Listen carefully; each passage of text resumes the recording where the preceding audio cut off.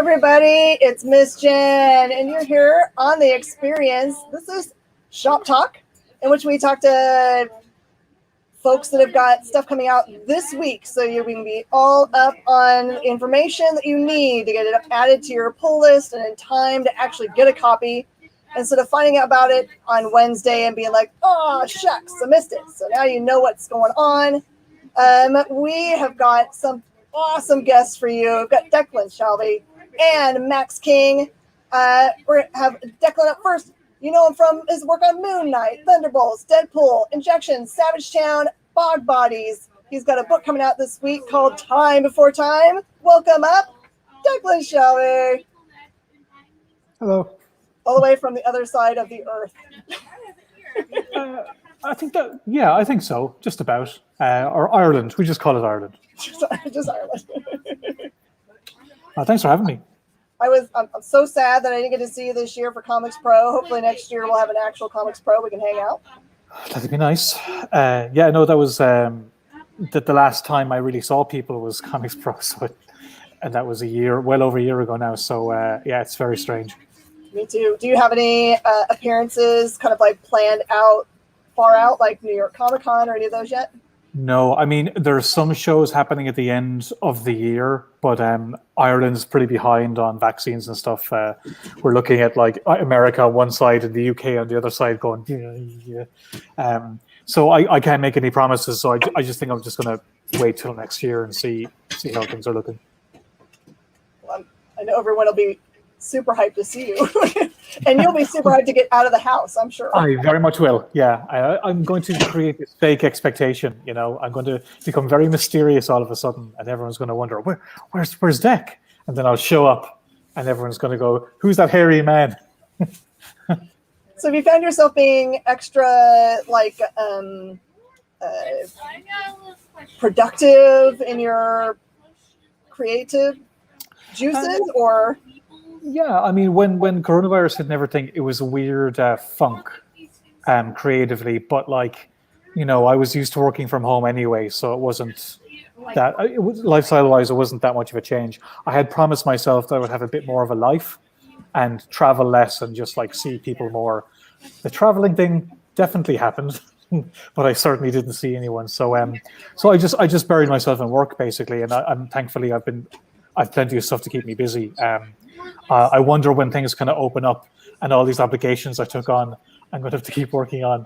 That'll probably drive myself mad, but I would have gone crazy had I not had something to work on. If I'm very lucky that I had things to do, but if I didn't have anything to do, I would have been hopping against the walls. So I really can't complain. Do you have any pets that keep you company? I have a cat. She is on the front of my mug here. But she just kind of stares at me and I'm pretty sure judges me half the time, or is just asking where her food is. So she's not the best company, She's kind of one of those animals where when she does give you a glimmer of affection, it's like the biggest thing in the world, and then she takes it away. So she keeps me on my toes emotionally. So but no, I have a couple of housemates, and they're animators and comic artists as well, actually.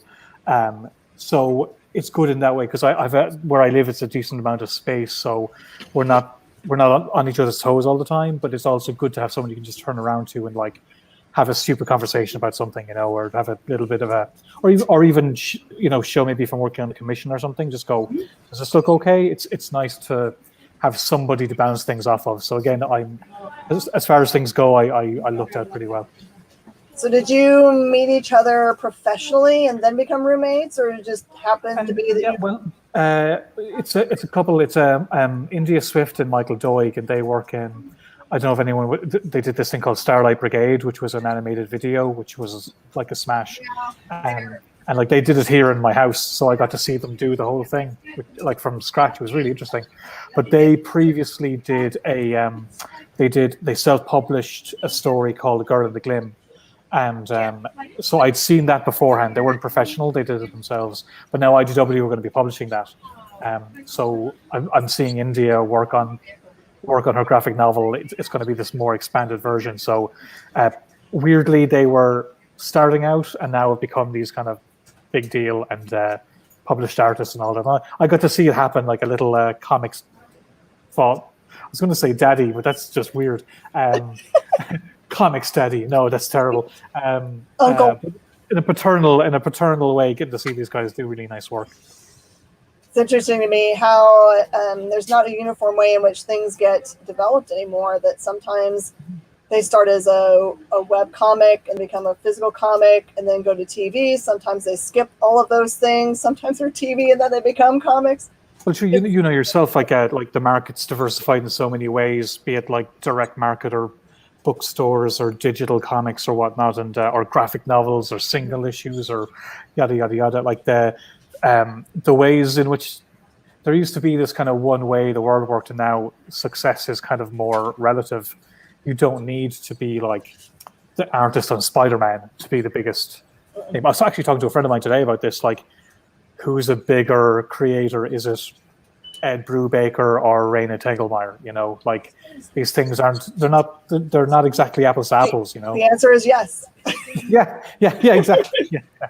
You know, but like different, it's and with the guys, it's just like I love seeing talented people do work, and I hate seeing talented people kind of wasted and not seeing, you know, not having the resources to make the most of their talent, and sometimes it's a case of like, well, I know this guy, I could send it to them, you know, and they're not aware of this person isn't aware of this person, and if you can be the person that just like introduces them, then things can happen. I like that. I think it's a great way to, like, because even from editors' points of view, like, they can't see everything, you know, it's just impossible.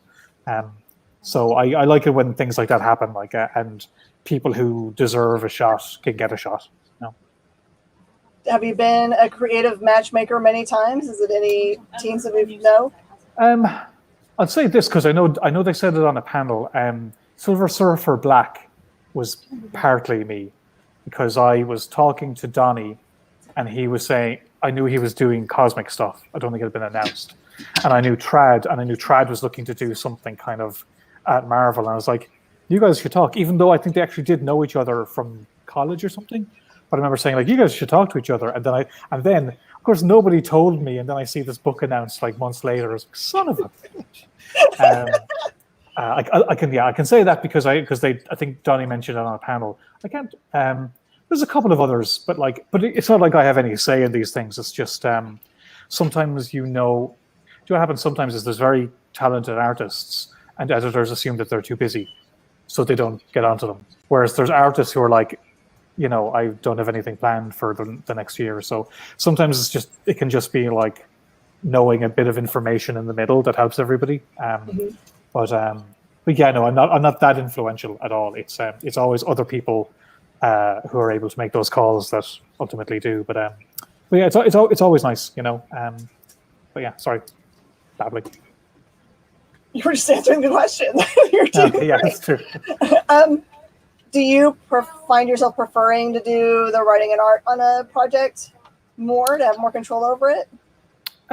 Not necessarily. I mean, it kind of depends, you know. Sometimes working on a script that's by somebody else is very difficult. Sometimes because it's difficult, it's quite challenging, which is a pain in the arse, but it's also it pushes you to kind of, you know, force yourself out of your comfort zone, you know. I haven't drawn a lot of my own writing, really. The only thing I've really done is a couple of short stories, and I did this serial for Choosing Sides, Civil War II, Choosing Sides, a few years ago. It was like a Nick Fury serial. That's the first thing I properly wrote and drew myself, and it was for Marvel Comics, you know. So actually, I put those in my hands today. I was doing a live show and I had one, yeah.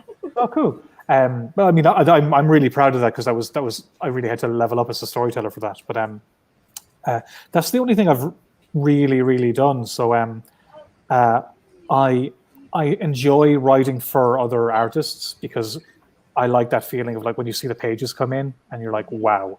I love taking somebody else's script and kind of making it. I'm working from a script at the moment by a well-known writer, and I'm actually having trouble trying to work it out. But that's frustrating, but it also pushes me in a way that I think sometimes if I was writing for myself, I might just like write what's handy, you know. It's like, that'll be easy, I'll do that. Like, I can see that happening. But I definitely, having done it, sorry, actually, of course, I just did it for the Hulk one shot. What am I talking about? I just did it for that Hulk one shot a couple of months ago, and that was hugely rewarding, because I wrote it and I drew it and I colored it. I didn't letter it because I'm not insane, but that was hugely satisfying, and I definitely have decided to kind of go more that direction in future, just because as a storyteller, like, getting to draw all these stories is amazing, and getting to write and draw them is another way of like developing as a storyteller, and coloring is another way to develop as a storyteller. And I kind of feel that's a platform I'd kind of like to work with some more, you know. Do you letter? Have you tried your hand at it? No, I tried it. I used to. There was an old comic called Freak Show it was an Irish small press comic, or indie comic, I should say, because it was in Diamond and everything. But yeah, I lettered that. It was black and white. It's like my first proper job, and I lettered it, and I hated it so much. I had to figure out how to use Illustrator, and like, oh god, it was such a pain. And I tried hand lettering a short story once, and it took me as long as it took me to draw the feckin' page. Like, oh my gosh, really? It was awful. I don't even know what happened to that. But no, I decided no, I'm never doing this. But I'm glad I tried it. You know, I think everybody in comics should at least try another person's discipline, because what I did learn from lettering my own stuff was, you know, leave room for the words. It's kind of a pretty important thing. But if you're never actually putting it down, then it's hard to know if it's actually going to work. And it was a really good way of kind of learning how to develop like a flow for where the lettering is going to go, rather than just like draw stuff and leave room. Leaving room isn't enough. You kind of need to know that things are going to flow in a certain way. So while it was a horrible experience, I never cared to repeat, it did teach me a lot about drawing comics. And drawing comics has taught me a lot about writing comics. And drawing and writing comics has taught me a lot about coloring comics. And coloring comics has taught me about writing comics. So it's all, even if you don't want to pursue those disciplines, I think it does make you better at the thing that you really want to do. That's great advice. Also, I will say to anyone that's watching us, this is a fully interactive interview. So if you have any questions for Declan, you should absolutely type them in the comments. Also, a reminder, you should, if you're not watching us on Twitch, you should go to Twitch. There's a link in the comments right now. And you can go in, you can subscribe to our Twitch stream. You want to do that because on Saturday nights, that's where the dance party happens. So if you like dance parties, that's where you should log in. It's easiest when there's a link to follow, which is so cool. All right, now we're going to talk about the cool stuff. What's coming out on Wednesday? Time Before Time sounds like such my thing. Time travel and shenanigans are always the best. How in the world did you come up with this idea? Were you inspired by anything in particular? Well, I thought I'd rip off Looper. I thought that would be a good thing to do. Partly. I think the project started because Rory McConville, who I'm co-writing it with, I know Rory for years. He's a really good writer, and he hasn't really had anything out of the States. And I thought, like, you know, we could do something together. And he writes for 2000 AD, so like he does a lot of big sci-fi stuff. So we were thinking something like that, but we kind of ended up weirdly making it a kind of a sci-fi crime story. And the idea was kind of, I mean, I love time travel stories, but I think they can get very kind of convoluted. And what I liked about Looper was it was very straight-laced. It didn't get too, you know, you don't want to have to explain the machinations of time travel. Like it sounds cool to talk about, but it's not inherently interesting when you're reading it, you know. That just sits on the page. And I think it's better to kind of have restrictions. I think are good for storytelling because they force you to kind of come up with more interesting solutions, rather than, I never want the reader to think, well, they can just go back and change time, because you can't. It's kind of one thing that we made sure very straight up is you can't change time. So there's no point trying, you know. We don't say why exactly, but which, you know, it'll come into the story more. But we just wanted to nip that in the bud, because if something happens, we want it to matter to the characters. And, you know, I think it would feel like there'd just be this huge backdoor if there was always this kind of, you know, way of getting out of time travel or whatnot. So we kind of kept it pared down. And the idea is that basically in the future, in 2140, life is terrible. I think a lot of people can relate to that right now. But there's no hope for the future. So people are getting desperate, and the way to get out of their situation is to go back in time. And the way through that is through this criminal gang called a syndicate. So if you're willing to give up all your life savings, they'll sneak you back to a better time because everything seems better than where they are right now. And Tatsuo is one of the members of the syndicate, but he's kind of done with the life. He's sick of it. It's, like any criminal gang, no one really tends to live that long. There's not much of a future in it, so he decides to escape it somehow, and it doesn't go the way he hoped. I'll put it that way. That makes sense. So it kind of sounds like people that are going back through time are almost like coyotes. They rely very much on the people to know what they're doing, get them to the right spot. Is it true that they actually get to go where they're told they're going? They do, but it's as the series progresses, you'll see that it's not net. Kind of a lot of the story is kind of about how, like, I feel that people nowadays tend to catastrophize the present.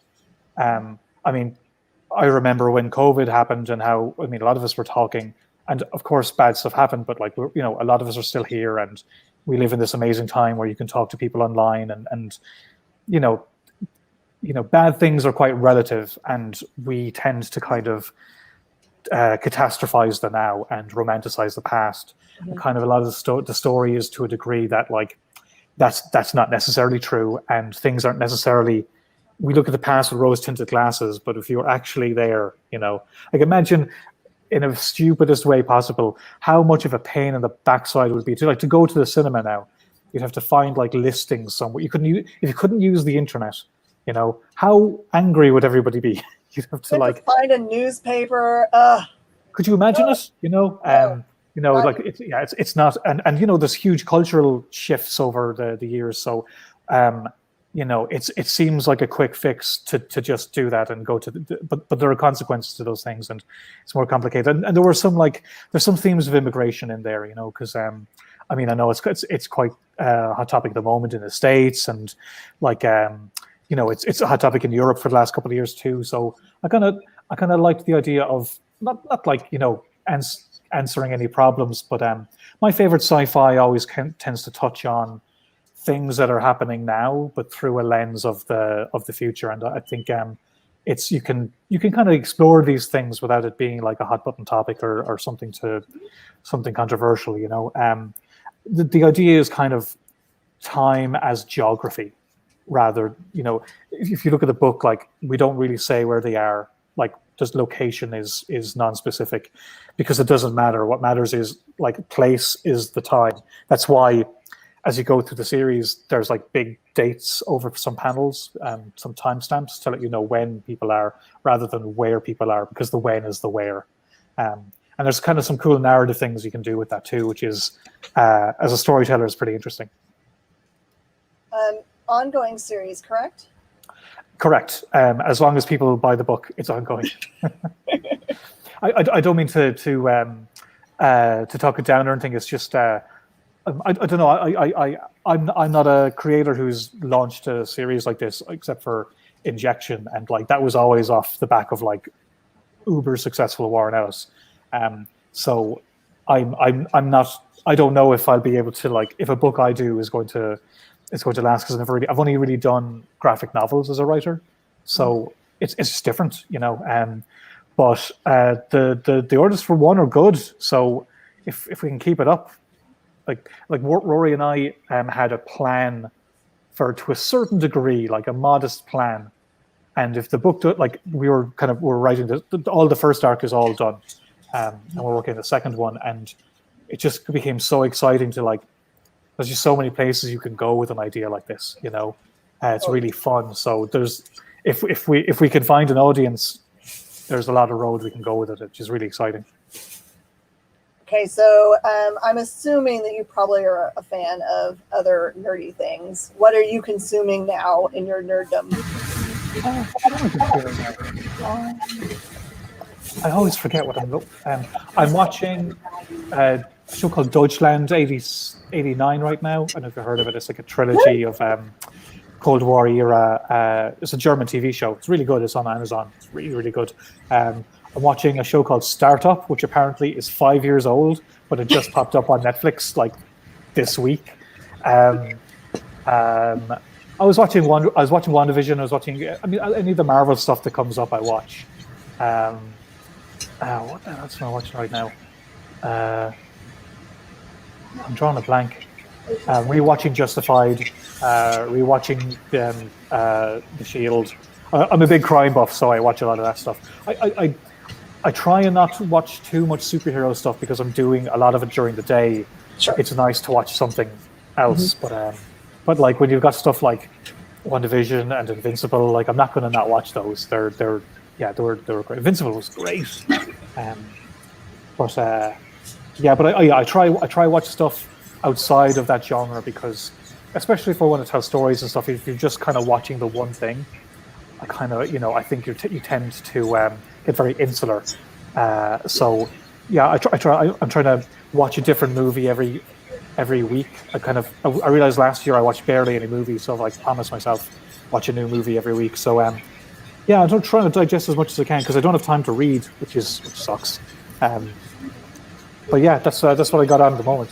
What about yourself? What do you do you like space drama? Do you like like travel into space? Something happens that makes the things go wrong.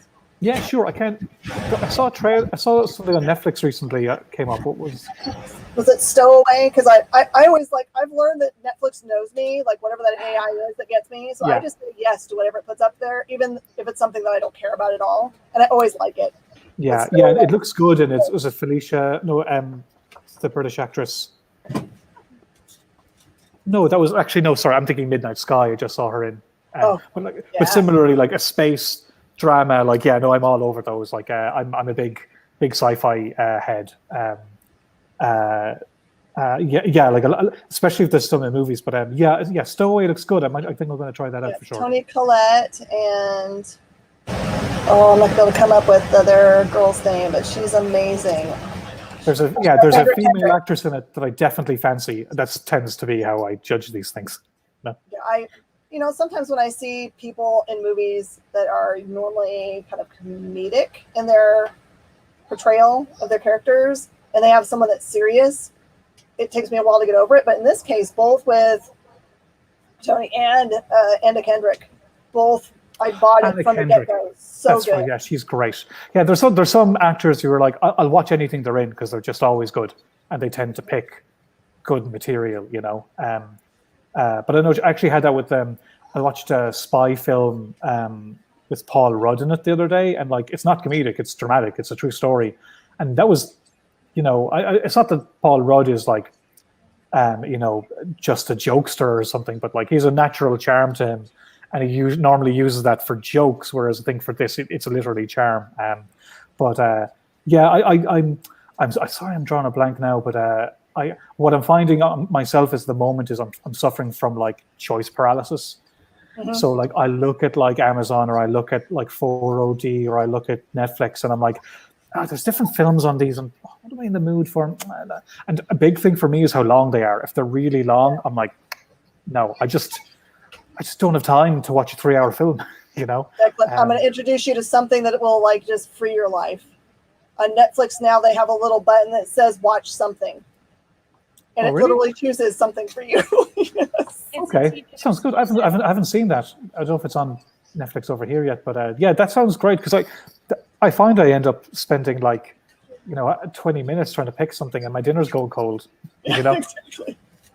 It's but I mean, what an amazing time to live in, where you can, watch kind of anything you feel like, whenever you feel like it. It's pretty nuts. I think what I've liked about the Marvel stuff and Invincible being out on Fridays is like I feel like I'm watching something on a Friday, which is kind of like something to look forward to. Like going out to the movies or going on a date. Yeah, especially like anything with a routine is helpful during like COVID, because it just. I mean, you have a job, so where you deal with schedules and day to day, like things get more nebulous on my end. But anything that kind of like put you in a headspace. So I've tried to like I said, watch a movie. I do that on Sundays. So I'll watch the TV on Friday, and I'll do something on Saturday, and I'll watch a movie on Sunday, and then on Monday at least I know it's a new. Like I know today is Monday because I watched the film yesterday. That's how I know. All right. Corey says that he loved your work on Injection. Corey's a local to us. Super cool guy. Mike. And then I don't know which of the production team asked this question, but they said they have a very important question. Can you get them any cheap cask strength Teeling? Teeling, that's whiskey, isn't it? Actually, I don't know what Teeling is. It sounds familiar. I'm drawing a blank. It's annoying me. I want to look that up. Or can I look that up? You have to ask a follow-up question, production team.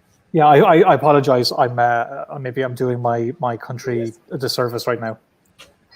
Whiskey, they say, so good. Yeah, no, I wouldn't. It's Jameson, or I pretty much only drink Jameson. I've had some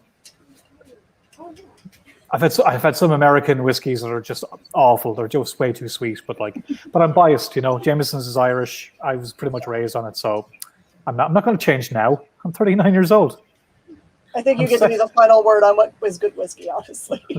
I wish I could say I'm a connoisseur. I'm really not. I'm just somebody who tries one thing and then sticks with it.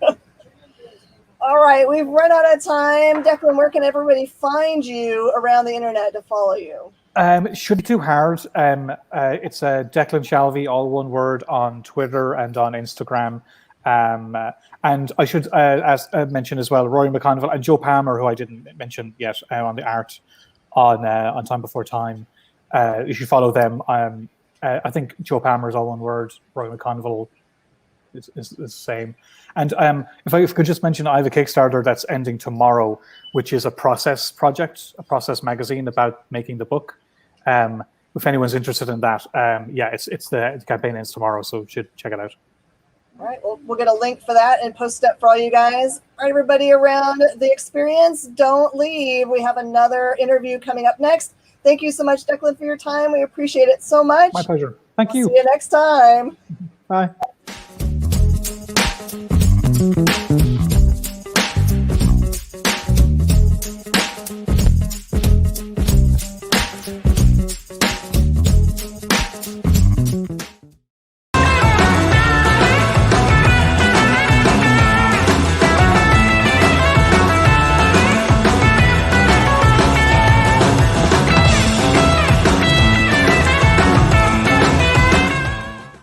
Today's comics market is ripe with new titles by creators who are determined to get their books into your hands. My name is Henri Compen. For the last decade, I've been making and selling my own creator-owned comics and dealing as a collector in live sales. My signature series, Yi Sun Shin, is the book that cannot be defeated in battle and has over 250,000 copies in print. Now I'm taking comics to the next level and laying the groundwork for my fellow creators to get their voices heard so they can connect directly with you. This is your chance to engage live with top comic book talent and get your comics signed without having to wait in long lines or pay any fees. But remember, we only have a limited amount of their books in stock, so always remember to call it as you see it.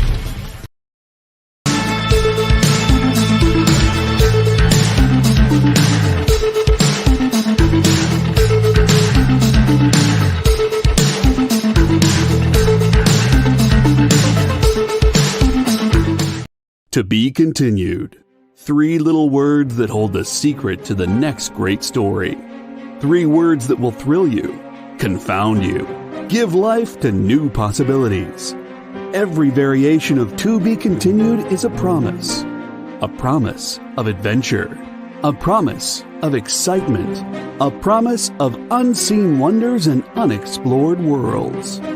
A promise that every issue you read makes you a part of a never-ending journey. And behind every page, there will be an unopened door waiting for you.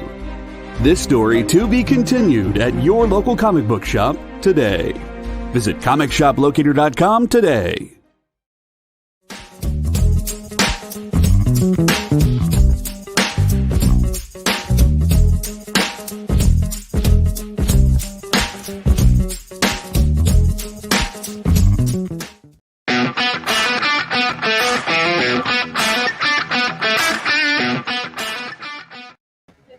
Hi, everybody. Now, this is going to freak you out a little bit. We're here on The Experience with a live interview.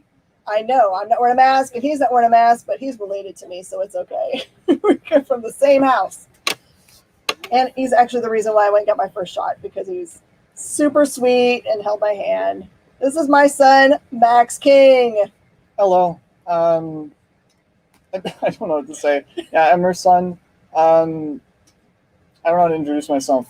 Biggest difference between us probably is that every bit extroverted she is, I'm introverted. So I'm a little bit out of my comfort zone, but I'm trying. Like most creators that I meet, that's a very rare thing to find. Yeah, I see the creeper. It's a very rare thing to find someone that's a creator that's also very comfortable in front of the camera. So I don't think you should worry about that, Max. It's totally cool. All right. So Max has been working on for the last 4 years. It's 3. 3 years. Yeah. A really awesome webcomic. And I think it took me about a year to get him to actually tell me what the webcomic was about. But when I remember still being on the couch at home and him laying out the universe for me and me being super enthralled, that it didn't feel like, hey, this is my kid telling me about something he was going to make and isn't that cute. It felt like me being at the beginning of something really special. So he'll always say, Mom, you only like it because I'm your mom. But this is not true. This is me being a fan of the medium in general. This is not what they call it, nepotism in this case. So yeah, the person in the back, that is Miss Hannah. It's Miss Hannah that's working. Yep, she's working the front counter. So this is so if you didn't know, this is The Experience, and we are live in Space Cadets Collection. You can follow us on Facebook and everywhere else. You should also click subscribe and give us some hearts and some thumbs up and all of those fun things for The Experience. If you want to get in contact with us as a brand, I think somewhere down there there's a scroll. You can find our www.spacecadets.com. All right, so we're going to talk about the creative process for this webcomic. Did you always intend for it to be a webcomic when you were creating it? So no, this is the craziest thing about the production process is that whenever I first I came up with the idea when I dropped out of college. So when I first came up with it, I was really and it's like a lot of the inspirations for it are a whole bunch of games, and so I wanted to make it a game. And it was only about like a year into thinking about it that the person I'd been working with it the whole time said, hey, I think a lot of it would fit better as a comic. And I'm very stubborn, so it took me a month to warm up to the idea. But eventually I did agree to it because I thought to myself, I can at least hire somebody who knows how to be an artist, but I don't know the first thing about making a game. So this may be a better way to get started with creating things. I can remember when the game thing was on the table, and I was like, I don't know if it'll stand out as much as a game because there's so much of that kind of content out there. And I knew as a person in the industry that Webtoons had become a widely accepted medium, and where a lot of people enjoyed their content and then they would support it. And a lot of those things became physical comic books and got picked up for other projects like movies and TV and those kinds of things. So I thought it makes a lot of sense to do. Now, the technical portion about how to make that happen, what did you have to do to research what it took to like format a webcomic? Does it get drawn differently? So the thing is about Webtoons is I did do a whole lot of researching about it. Because Webtoons comics are not,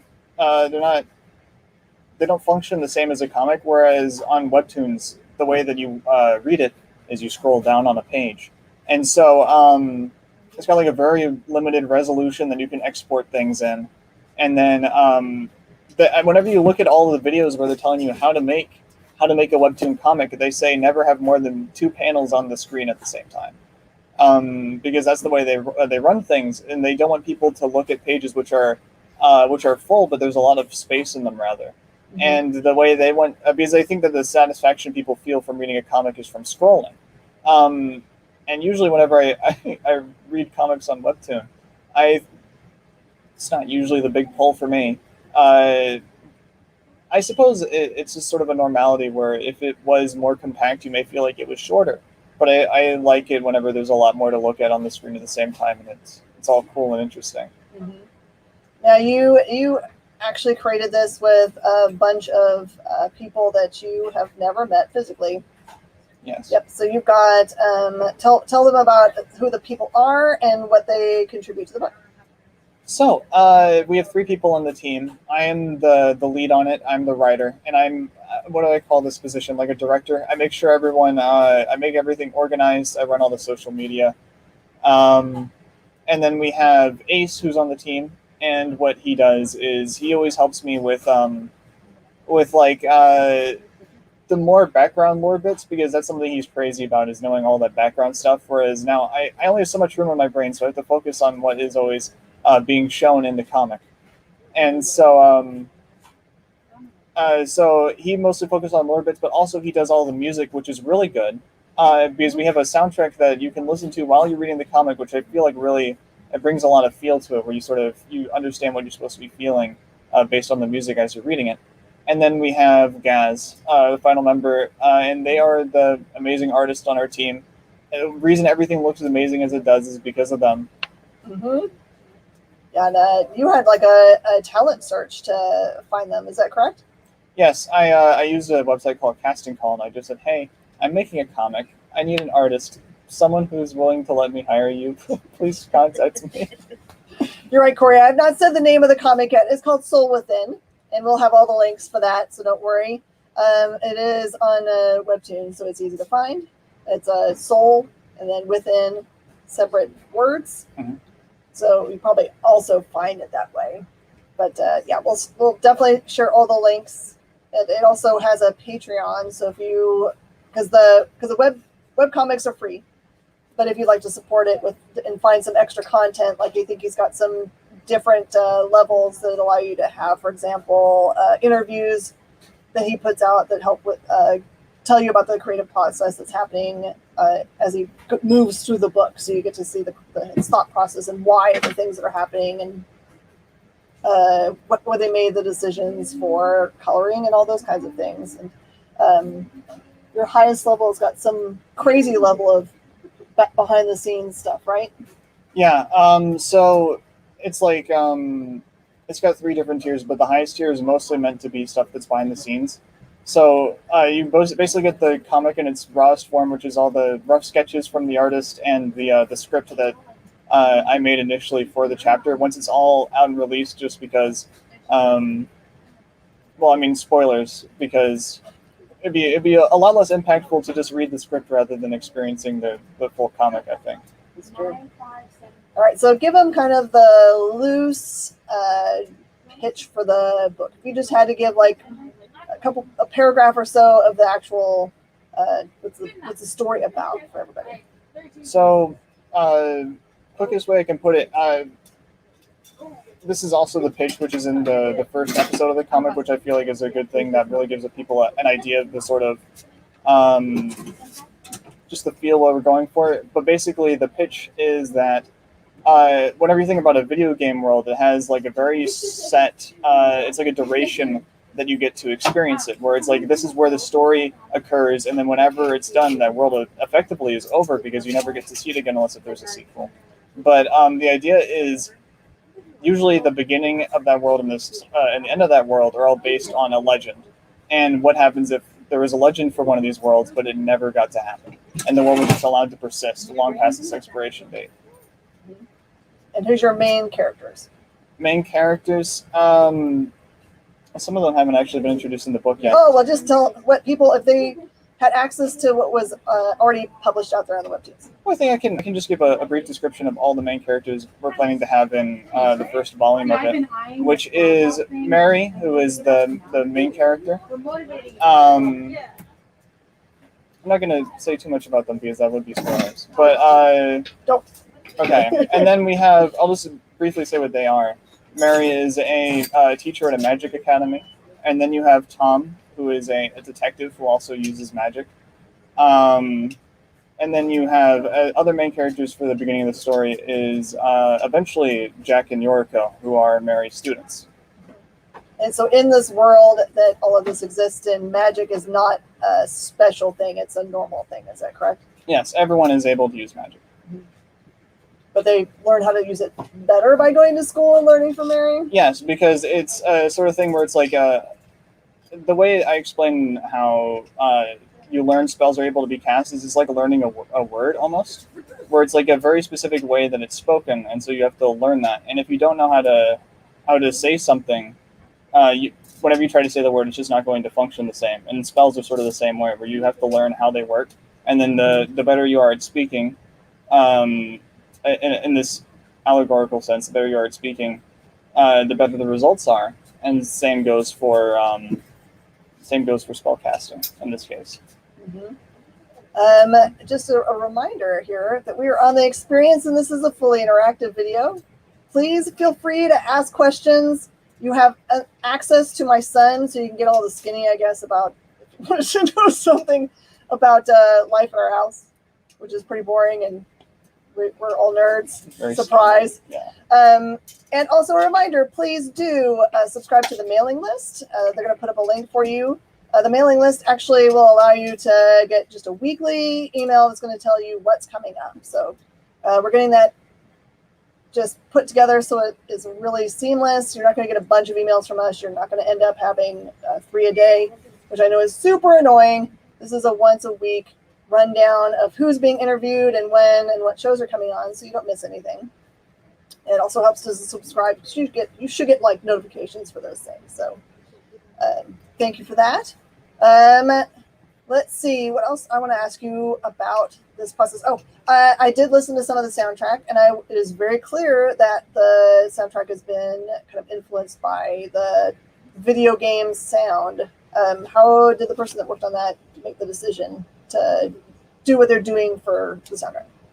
Well, I think that again, it's the reason. It's like we have a list of our greatest influences when we were making this thing. I think, and almost all of them actually aren't comics; they're games, which is may seem a little bit backwards, but I think that's certainly why the soundtrack takes on a game-like feel to it, is because that was a lot of his personal inspiration whenever it came to working on it. Corey says, who knows? And they end up with a TV show because We Bear Bears started out as a webcomic. I did not know that. That'd be very cool. I would love to have a show someday. I can't imagine that. Yeah. And so I've read, how much did you let me read?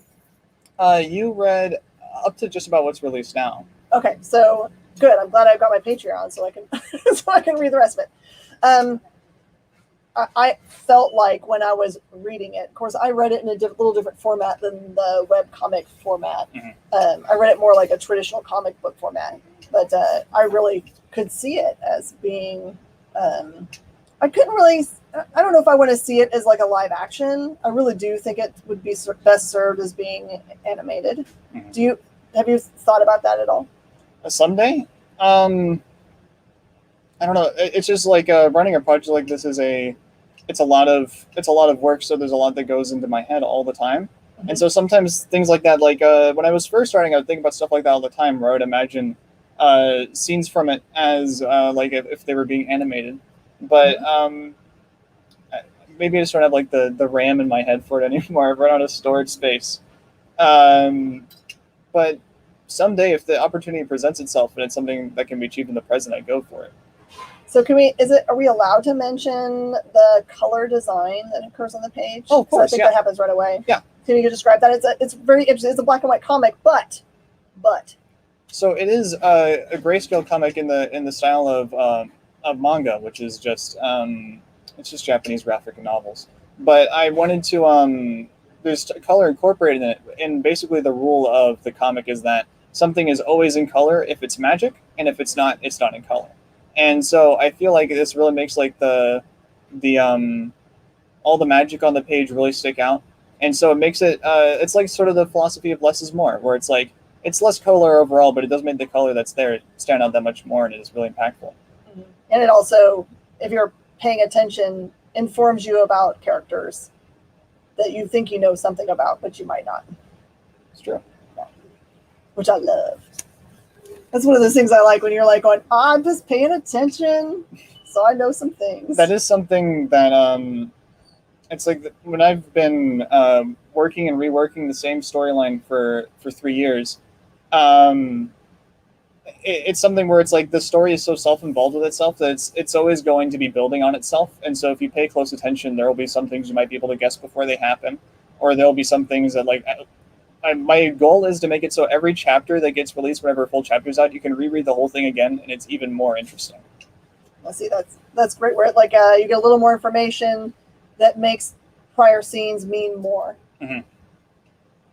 Okay, so Anime and Comics says, if your mom owns a comic store, does saying I'm working on my comic get you out of stuff like cleaning your room or doing chores? Does it? No. Well, out of cleaning my room, no one really cares about my room. It's however I do it. But It's his domain. Yeah. But they do still make me. My job is taking out the trash, so it doesn't get me out of stuff like that. And it wasn't like she's funded the book either.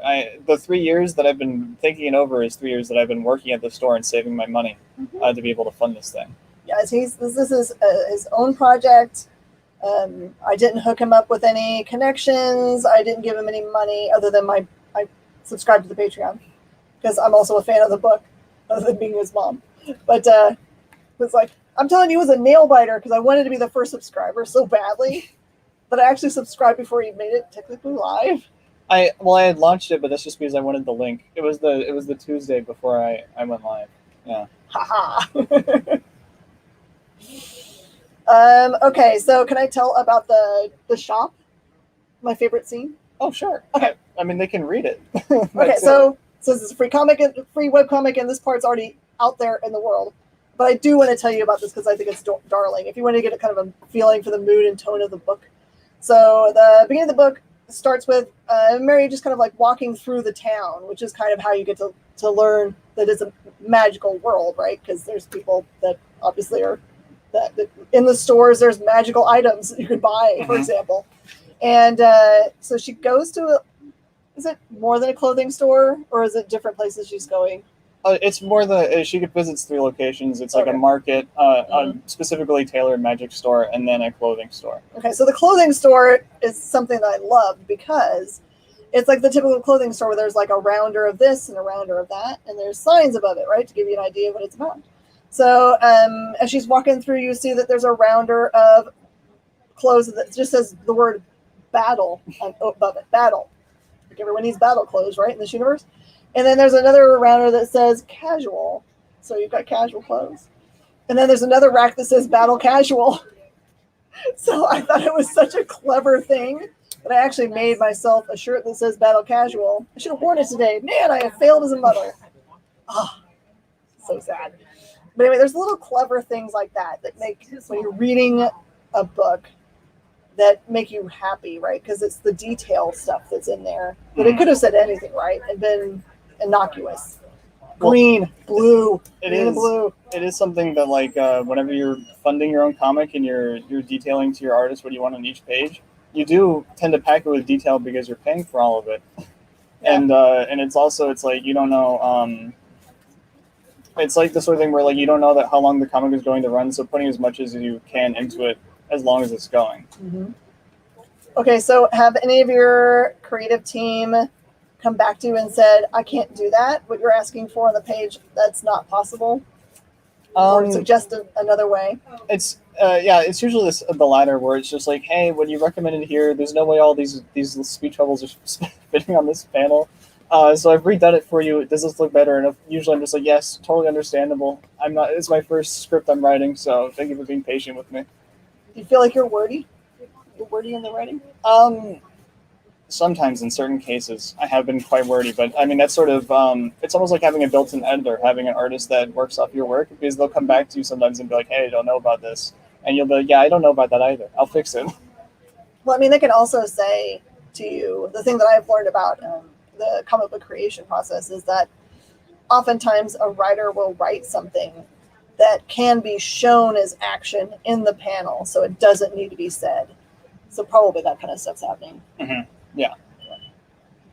It's hard to know, like, can this fit in the panel, or can it be shown in the panel?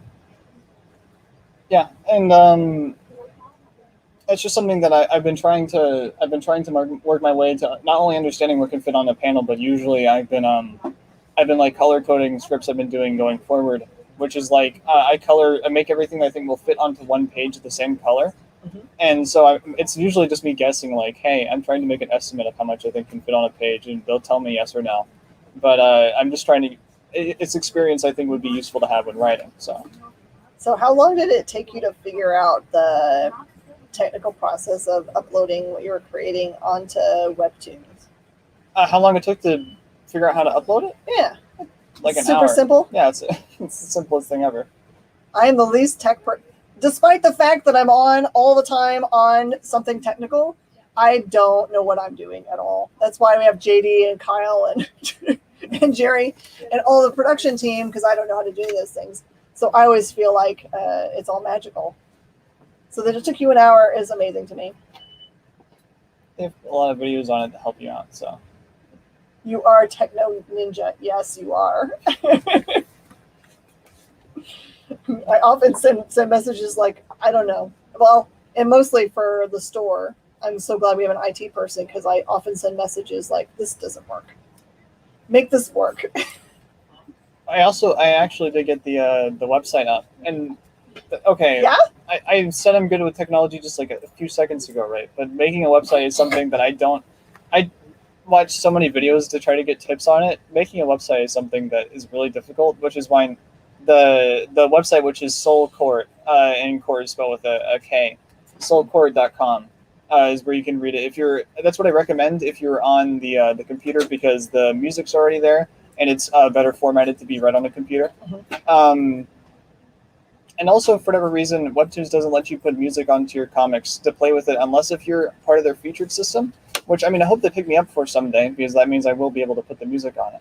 But as of right now, you'd have to be playing the music on your own, which is, I mean, they have the technology for it. I wish they'd just give me the ability to. And the music's easy. It's just a downloadable Google file. So you just download it into your phone and play it as you're watching the scrolling through the comic, right? I had to learn that. I'm so used to this. It's different. Very much. So how long do you have planned in your head for the comic to last? Chapter-wise or time-wise? Chapter-wise or time-wise. To give you an example, we are about I have 3 episodes released, which I think there are 9 total in chapter 1. I know that other chapters are going to be shorter. We're aiming for something more like 6 to 7 episodes. But for just volume 1, which is like the collection of all these chapters, and it's sort of like a cap off where it's like a good ending spot for the narrative to be, where we pause and get our buffer worked back up again, is I think it's either 10 or 11 chapters. So this is something that, like, if we're working nonstop from now till then, volume 1 may be done in more than a year. And beyond that, we have 5 volumes planned. So we have a lot, we have a lot prepared. But it's a story that means a lot to me, and I feel like I don't mind taking the extra time on it. That I feel like it's a story that could not be told in any shorter amount of time, and that it's always going to keep you engaged. And at the end, it will give you a feeling I had to think a lot in order to achieve, but I hope I convey well through my work. Perfect. All right, again, find Soul Within. There's lots of links over here. This is Max King, which you won't find on social media because he's a hermit. But you can find him. You can interact with him through the Patreon and the webcomic. He'll actually answer. That's him actually answering you himself. I also do we have an Instagram and a Twitter. That's what? Soulcourt, yeah. Okay, cool. He's coming to the social age. So, all right, everybody, thank you so much. Stay tuned on the experience, because up next is Mishmash.